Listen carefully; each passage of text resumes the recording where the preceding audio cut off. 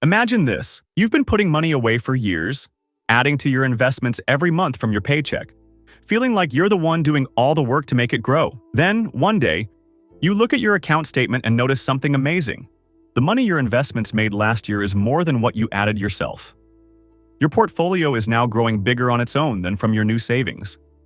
That's the wealth acceleration point. The exciting moment when compounding really kicks in and your contributions start to matter a lot less. It's a game changer that happens to many normal people who stay consistent. Today, we're talking about what this point is, why it feels so good when you hit it, how to spot it coming, and easy ways to get there quicker. This shift happens because of compounding, the best friend any saver can have. In the beginning, your investments are small, so even good returns like 7% or 8% don't add up to much cash. Most of the growth comes from what you put in fresh each year. But as your total grows bigger, those same percentages turn into real dollars. For example, 8% on $100,000 is $8,000. That's a nice chunk without you lifting a finger. When your portfolio gets large enough, the yearly gains from the market beat what you can save from your income. It's like rolling a snowball down a hill.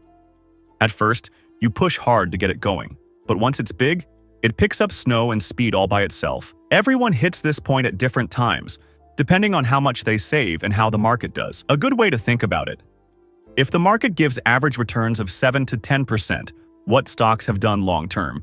The crossover often starts when your yearly savings are around 10% or less of your total investments. Say you add $20,000 a year. When your portfolio hits a size where normal gains top that regularly, you're there. In great market years, it happens sooner.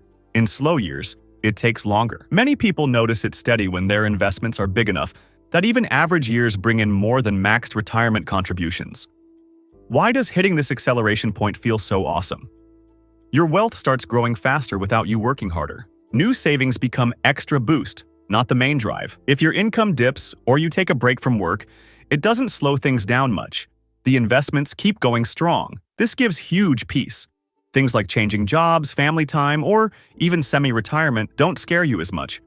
It also speeds you toward big goals, like having enough to live off your money without a full-time job. To reach this point sooner, stick to the basics, but do them well. First, fill up tax-smart accounts where growth happens without taxes slowing it. For 2026, limits went up. You can put $20,000, $4,500 into a 401k or similar work plan, plus free matching money from your boss if they offer it. If you're 50 or older, add $8,000 more. For ages 60-63, some plans let you add up to $11,250 extra. IRAs allow $7,500, with an extra $100 catch-up if you're 50 or older. Roth types are awesome because your money grows tax-free, and you pull it out tax-free later when qualified. If you qualify for an HSA through a high-deductible health plan, limits are $4,400 for self-only coverage or $8,950 for family, plus $1,000 extra if you're 55 or older. These accounts are super helpful for medical costs now or in retirement. Set everything on auto from your paycheck starting in January. The money you put in early gets the full year to grow and compound. Put your money in places built for long-term growth. Simple, cheap index funds that follow the whole stock market, like ones tracking the S&P 500, have delivered around 10% average returns over many years, including the ups and downs. Heading into 2026, big banks like JP Morgan and Morgan Stanley see the S&P 500 possibly climbing to 7,500 or even 7,800 by year-end, thanks to AI boosting company profits and earnings growth around 13–15%. Of course, no one knows for sure, and markets can dip, but history shows staying in wins long-term. Mix in some bonds for calmer rides during bumpy times. The Fed has cut rates in 2025 to around 3.5–3.75%, and projections point to it settling near 3% longer term, which could make bonds steadier. A basic mix works great. Heavier on stocks if you're younger for more growth, more bonds as you get closer to needing the money. Add fresh cash regularly each month or paycheck. This dollar-cost averaging means you buy more shares when prices are low and fewer when high, without trying to guess the market perfectly. Avoid things that quietly eat away at your growth. High-interest debt, like credit cards charging over 20%, hurts way more than most investments help. Pay those off fast. It's like getting a guaranteed high return. Keep fees super low. Choose funds with expense ratios under 0.1%. Even small fees add up and steal from your compounding over decades. In regular taxable accounts, use tax loss harvesting. Sell some investments that drop to offset gains and lower your tax bill. Keep a solid safety cushion in a high-yield savings account. As of mid-December 2025, top ones like Varo are still paying up to 5.0% interest, way better than the tiny rates at big traditional banks. This money is safe, liquid, and growing a bit, ready for real emergencies without forcing you to sell stocks low. Real people hit this acceleration point all the time, and it's inspiring.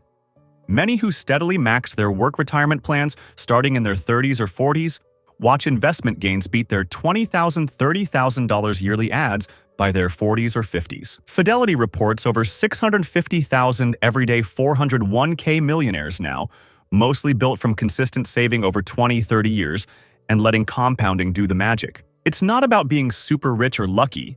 It's regular folks with normal jobs who just kept at it, grabbing matches, investing in simple funds, and not pulling out during tough times. One easy extra boost: try bumping your savings rate by just 1% or 2% more of your paycheck. It might not feel like much today, maybe skipping a few coffees or takeouts, but compounding turns that small change into tens or hundreds of thousands extra later, bringing this acceleration point years closer. Check your progress in an easy way. Grab a free app like Personal Capital or Mint, or even a simple spreadsheet. Track your total investments at year-end. Subtract what you added that year, and see what the market gave you. When the market growth starts winning most years, give yourself a high five. You're in acceleration mode. This point often matches what people call coast mode. Your investments are now big enough and growing fast enough to hit your retirement goals even if you ease up on saving. You can coast with less pressure at work, cover daily life, and let the portfolio handle the future building. After this shift, even cooler levels open up. First, market gains cover part of your spending needs, then maybe half, and eventually all, leading to true financial freedom where work becomes optional.